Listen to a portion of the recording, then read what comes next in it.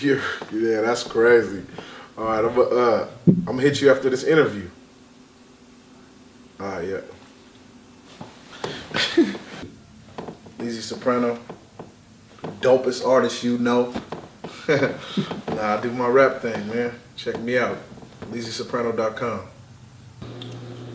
So please explain to me why Lyfe and how that came to be, and exactly what that is. Because I don't know if a lot of people think it's a movement or it's a label or whatever it is. Like, please explain that.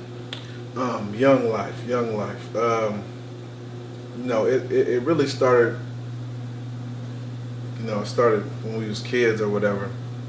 Young Lyfe. It was just like, the group we had. We didn't really want to be a part of, the obvious groups. You know what I'm saying? We kind of wanted to have our own thing, and the Y stands for young, and we was young back then, just kicking up dust. And I feel like we forever young, but So it was Y gang actually initially or whatever, and then my homie he got caught in some bullshit, and his my logo was posted in his whole trial, you know what I'm saying? And they were just trying to slander us as being gang affiliated and whatever. So I switched the gang to Lyfe. You know what I'm saying? Me and YG Preach got together and we came up with the Young Lyfe. We wanted to take the gang because it was just holding this certain type of stigma, after all that, as like we were a gang or whatever. But I just wanted to show everybody it was business or whatever, and because a lot of people, and then it got other people that want to join. You know what I'm saying? Because Y gang, they was just thinking it was some street shit, so they had to be from where we from, and they was like trading. Right. Being like transformers to the street they from. Right. But he's like, nah, man, it's Young Lyfe now. So that made a lot of people want to be a part of it also. Got you. And that makes a lot of sense. Yeah, I do get that. Yeah, 100%, exactly. As far as like your marketing for yourself, you always seem to have like everything on a real professional level. Like everything you do is professional. Like, I don't hear unprofessionalism when like associated with your name. Yeah. So kudos to that for one. Yeah, definitely. But how do you make sure that you don't get into, like you were just saying, like with the Y gang? So how do you make sure not to turn people off and just be inclusive of other people? How do I all right, what's how do you with your professionalism and your marketing, like what's the stress to maintain that? Like what's the pressure to maintain that as opposed to being street and all other stuff? Well,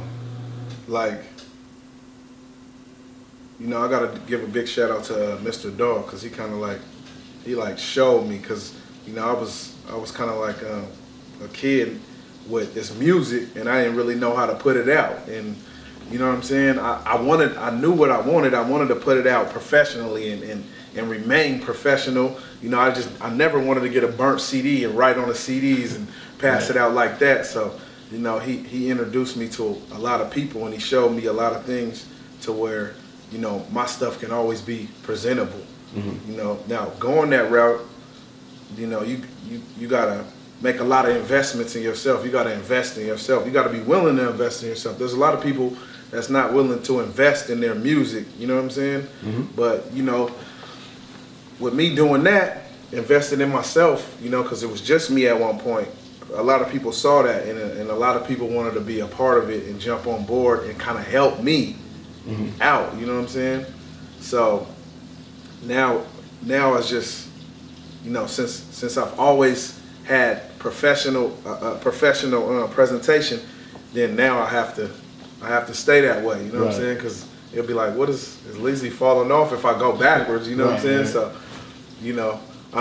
it's pros and cons. You know what I'm saying? Because I gotta dish out money. But it's just investing in yourself, man. You get back what you put into it. Absolutely. So it's all good. Yeah.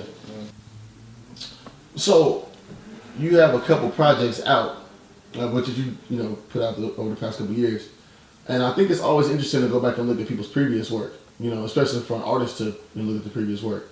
If there was a project, that you could redo, knowing everything you know now, all the skill that you have now, what project would it be and why? It'll probably be Soprano official. Like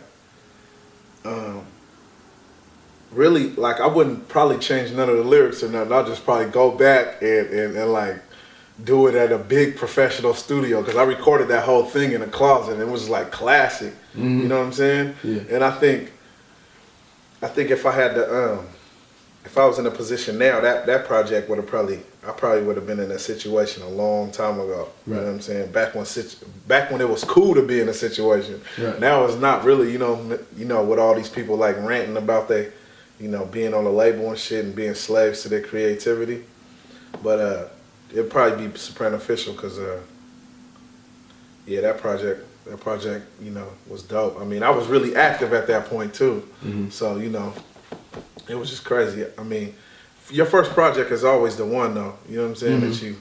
It's always like your baby or whatever. But yeah, I definitely do Soprano Official over that one.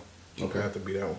I think that's dope though, that you could recognize, like you said, I wouldn't change the lyrics. Yeah. And so many people would be like, I would clean this up, or I would say this different. And shit I like would just clean it You know up. who does that? The Game did that on his first album a lot. He was talking about, I will redo such and such song over and all that stuff. And I think You know who actually did that though? Twista.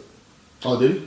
Luda did it too. Twista, when he got on Rockefeller, he redid all them old joints. All them old Twista, like, underground joints. Oh, for real? That was just crazy when we was like, you know what I'm saying, teens or whatever, trying to learn all Twista's lyrics and shit. Impossible. Because the Adrenaline Rush was so filthy, bro. Yeah. I think I learned Twista's verse in Po Pimp. Mm-hmm. That Po Pimp verse. Yeah. That, what the motherfucker might be broke as shit. And I used to spit that at parties. And motherfuckers used to go crazy like I wrote this shit. You know what I'm saying? Yeah, he's a legend, bro. Yeah, I'm sure anybody said, bro. He's still a legend. And he's hella underrated too. You know Extremely, what I'm saying? yeah. He put out a new project just recently. It was a couple months ago. Yeah. I checked out some of it, but I feel like, not that he fell off, 'cause I don't think any artist like really falls off from their creativity. I think it's just, you gotta like ebb and flow with, like, the new sounds that are coming out to stay relevant. Not to be good, but to be relevant still, because there's a difference. Definitely. And I want to ask you about that as well. What's the difference between being good and being relevant? Being good and being relevant. It's definitely a big difference to that, because you can be relevant at a time. You can be relevant at a time, and you can be a one-hit wonder that's relevant at that moment just because you have that one hit. But I mean, I think being good is like longevity. You know what I'm saying? Mm-hmm. Like you it's not a fad. Like, somebody like Jay-Z or Nas, I would consider them good. And then, relevancy is just something at the time or whatever, unless you're good. Right, because you can be both. Yeah, you can be both. You can be good and relevant. You know what I'm saying? Or you can be either or. Right. But anything can make you relevant. Gotcha. Last question I want to ask you, man. If you had an opportunity to make a project with one other artist, doesn't matter if it's R&B or hip hop or soul or whoever, right? And one producer. So these two people are working on the project with you. Who would those two people be? And you can take your time with the answer. It's not like a rush, because I know it's a big question to ask. Nas and Dre. Mm-hmm. Nas and Dre. And why? Man, because, I mean, with Dre, like, anytime a good artist gets with Dre, it's over. You know what I'm saying? Mm-hmm. Like that Dre productions. And plus, being where I'm from or whatever, I always loved Dre. Like, you know what I'm saying? And Nas has been my favorite artist. You know what I'm saying? I always listen to Nas. Everybody was like, all the homies and shit, they wasn't feeling Nas. Right. But I was, once I start spitting the lyrics, I guess, they start loving him or whatever. I guess maybe it's delivery or something, but I really listen. You know what I mean? I've always been a huge Nas fan. So yeah, Dre and Nas definitely.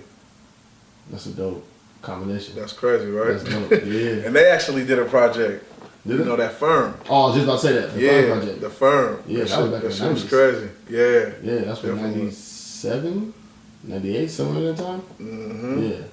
I need to go back and listen to that now. Yeah, straight up. Straight up. Reminisce on that. That's what's up. Well, man, I appreciate you. Yeah, and your time. It's been amazing. Yeah. Thank you, sir. Yeah. So good. Thank you.